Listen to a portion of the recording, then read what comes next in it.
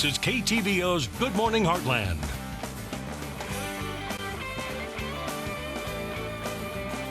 And welcome back. Is eating organic really worth it? We have seen $6 gallon of milk, $5 dozen of eggs at the store stamped with the seal of certified organic. But is it really worth the extra money? Today we have Dr. Justin Puckett from Complete Family Medicine to break it down for us. How are you doing? Doing well, thank you. So, question is it worth it? Well, yes and no. Okay. How's that for dodging the question? It really depends on the item, and science has just really started taking a look at this in the last couple years. There was a study that was done at Southern Methodist University where they took fruit flies and they fed them exclusively organic fruit, or they fed them conventional fruit, and they found that the group that was on the organic diet lived longer, laid more eggs, were more healthier, were able to resist stress on all those measures that they were able to exceed the other group that was fed the conventional food. Now, what does that mean for humans? I'm not really sure.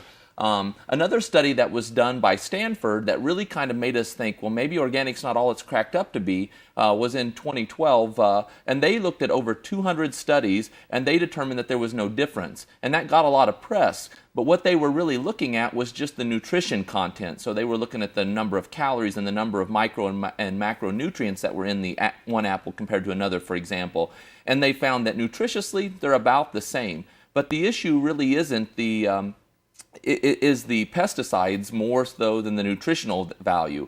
Another group from Washington State University then went back and took that idea of pesticide knowledge, knowing that organic foods have about 30% less pesticides, and they took the same studies and threw into this pesticide component, and they found that there was a 94% decrease in considerable health burden by eating organic. So, I don't know, it's still kind of up in the air. So talk more about pesticides. How does it affect people? And obviously, we don't see a huge amount of people getting sick if they eat a non-organic apple or something like that. Yeah, it's really cumulative. So It's not something that you're going to get an immediate effect of.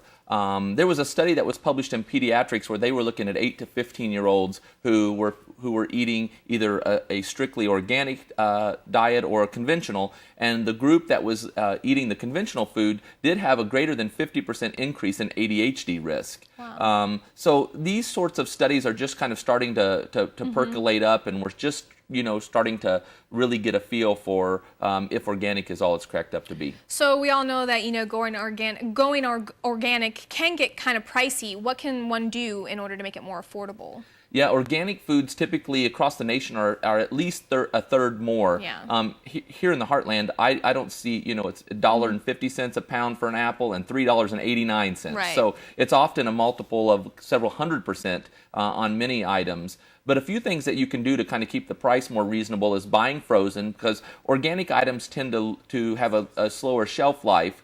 And so decreasing those, buying in the frozen section can help. Also buying in bulk. So getting 2 or 3 people together and going and buying in the larger quantities, go buy the bag of apples, that can bring the price down. And then going to the local farmers markets across the Heartland. Not every farmer, and they're certainly not certified organic, and they don't have to tell you the truth. But I think if you ask them, they're going to tell you if they use pesticides or not, and many of them don't. Okay. Now let's talk about the Dirty Dozen.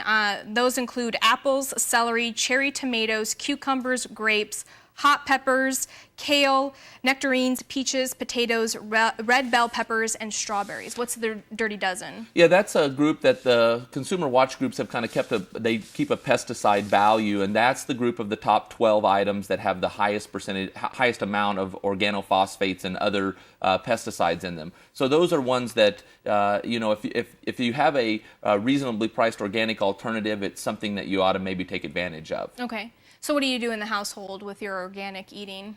Well, we recognize that eating organic probably has some advantages, but it also comes at a price. So any of our staple items at home, we try to buy from the organic section, and we really watch the organic section for special values and And like often lettuce in the organic section is less expensive than the regular lettuce when you catch it on sale. So there are some ways that you can eat, at least bring some organic, and I figure decreasing the pesticide burden in some fashion is good, but then you know, it's certainly not inexpensive. All right. Well, what we'll do is we'll post all of this on our website at heartlandconnection.com, as well as link Dr. Puckett's information with Complete Family Medicine. Thank you so much for coming on. Thank you. And we'll be right back.